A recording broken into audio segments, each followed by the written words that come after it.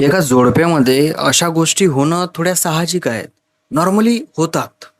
पण या जोडप्यामधलं जे माणूस आहे, त्या माणसाने असं काहीतरी काम केलंय, ज्या कामाने त्याचा पूर्ण परिवार हादरला. इथपर्यंत की त्याची जी स्वतःची बायको आहे, ती सुद्धा हादरली. आता तुम्ही म्हणसाल की त्यानं नेमकं केलंय काय? थंबनेल तर तुम्ही वाचलंच असेल. थंबनेलवर मी काय टाकलेलं आहे. सेम स्टोरी याच्यामध्ये आहे. आता हा जो माणूस आहे, हा माणूस याच्या बायकोसोबत पहिले तर बाहेर देशामध्ये राहायचा. त्याला वाटलं की बाई आपण बाहेर देशामध्ये राहतोय.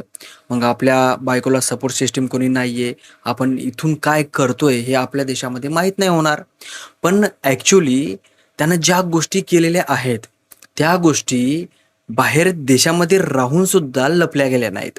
त्याची जी बायको होती, तिच्या मैत्रिणींनी तिला सांगितलं, की असं-असं झालेलं आहे आणि असं-असं होतंय. मग तिने तिच्या नवऱ्याला सांगितलं, की "बाबा असं काही करू नको." पण तिचा नवरा ऐकला नाही. आता इथं एकदम क्लिअरली आणि तुम्हाला समजेल असं सांगतो.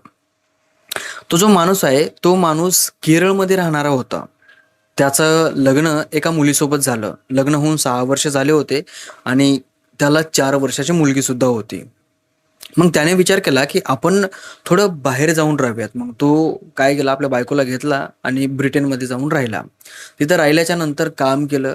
काम करून पैसा कमवण्याचा प्रयत्न केला, पण पैसा काही येत नव्हता आणि काम काय बरोबर भेटत नव्हतं. त्या कारणामुळं त्यानं विचार केला, की भाई असं जर पैसा येत नाही, तर आपण थोडं वेगळ्या आणि विचित्र पद्धतीनं पैसा कमवून बघूयात. ट्राय करायला काय प्रॉब्लेम आहे. मग त्यानं काय केलं, जसं नॉर्मली कपल एखाद्या वेळेस व्हिडिओज काढतं, फोटोज काढतात. होतात एखाद्या वेळेस कधी ना कधीतरी कुणी ना कुणीतरी असं असतं, की ते करतं, आवडतं एखाद्या कपलला. तर हे पण तशा पद्धतीचं काहीतरी करायचे. आता याची जी वाईफ होते, तिला काय माहीत, की आपला नवरा असं काही करणार आहे म्हणून. तर तो तिच्यासोबत इंटिमेट होताना तिच्यासोबत जे काही रेग्युलरली नवरा-बायको करतात, ते करताना हा मोबाईल लावून ठेवतो, व्हिडिओ रेकॉर्ड करतो आणि रेकॉर्ड झाल्याच्या नंतर नॉर्मली लाईफ तो जगतो. असं 2-4 दिवस तो लगातार करतो. एवढं केल्याच्या नंतर त्याची जी बायको असते, त्याच्या बायकोला तिच्या मैत्रिणीचा फोन येतो आणि तिची जी मैत्रिणी आहे तिच्या बायकोला सांगतात, की "बघ, तुझं आणि तुझ्या नवऱ्याचं जे काही आहे, रात्रीला होतंय, ते सगळं काही इंटरनेटवर टाकलेलं आहे. 4-5 व्हिडिओ आहेत तुझे व्हायरल झालेले, तू बघू शकते." मग तिच्या जे मैत्रिणी आहे, तिला ती लिंक पाठवतात. लिंक पाठवल्याच्या नंतर यांनी जे रात्री केलेलं आहे ऑन दी स्पॉट ते सगळं काही इंटरनेटवर होतं. मग ही तिच्या नवऱ्याला म्हणते, की "तू असं का करतोयस? हे बरोबर नाही. आपली प्रायव्हेट लाईफ आहे. तू डायरेक्ट इंटरनेटवर टाकतोय. आपले व्हिडिओज विकतोय आणि तू अशा साईटवर टाकतोय, की बस बघायचं कामच नाहीये. आपल्याला कुठं नाव घ्यायच्या लायकीचे नाहीत राहणार आपण. तोंड दाखवायच्या लायकीचे नाहीत राहणार आपण." त्याने या गोष्टीवर थोडा थांबला. तो म्हणला, की "ठीक आहे, आपण तसं काही करणार नाही." परत काही दिवस मधात गेले आणि काही दिवस मधात गेल्याच्या नंतर परत त्यानं तशा पद्धतीचे व्हिडिओ रेकॉर्ड केले आणि यावेळेस तो त्या व्हिडिओमध्ये त्या 4 वर्षाच्या मुलीला सुद्धा दाखवलं त्यानं. त्याची स्वतःची मुलगी आणि ते व्हिडिओ परत अपलोड केले. परत तिच्या मैत्रिणींनी तिला फोन केला, की "परत झालंय असं." परत तिने तिच्या नवऱ्याला बोललं, तर त्यावेळी तिचा नवरा तिला मारायला लागला.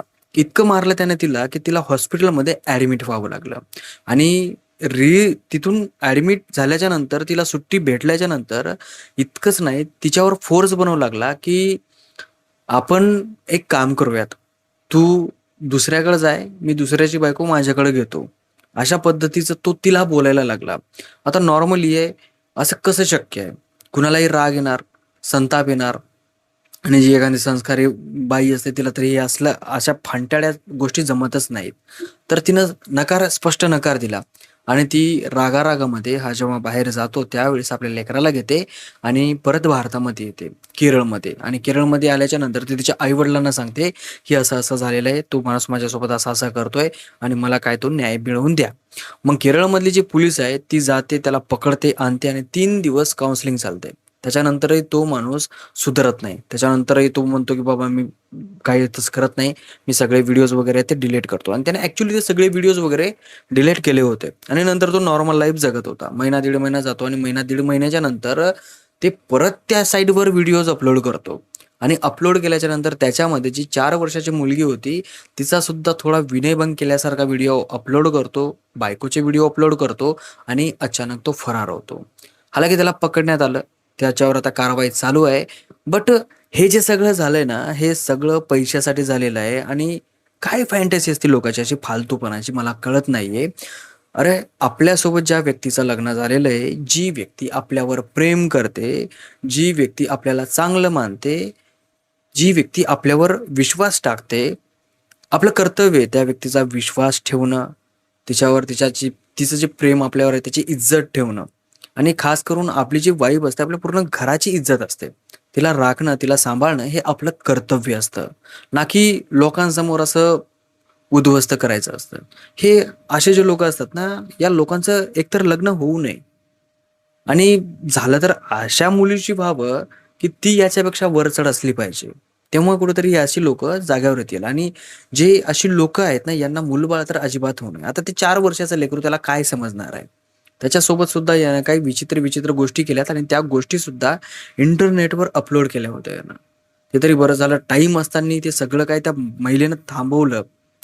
हालाकी तिनं सुद्धा खूप जास्त उशीर केला. तिनं सुरुवातीलाच याला सगळं सोडून द्यायला पाहिजे होतं. सगळं काही क्लिअर करून टाकायला पाहिजे होतं. ज्यावेळेस तिला माहीत झालं होतं, की पहिल्यांदा याने हे असे व्हिडिओ टाकलेले आहेत म्हणून. तसा माणूस एकदा तसं काम करू शकतंय, तर दुसऱ्या वेळेस सुद्धा करू शकतंय. तशा माणसांना माफी द्यायची नसते. सांभाळून राहा, केअरफुल राहा. असं नसतं, की राक्षसं बाहेरच फिरतात. आपल्या घरात सुद्धा राक्षसं असू शकतात.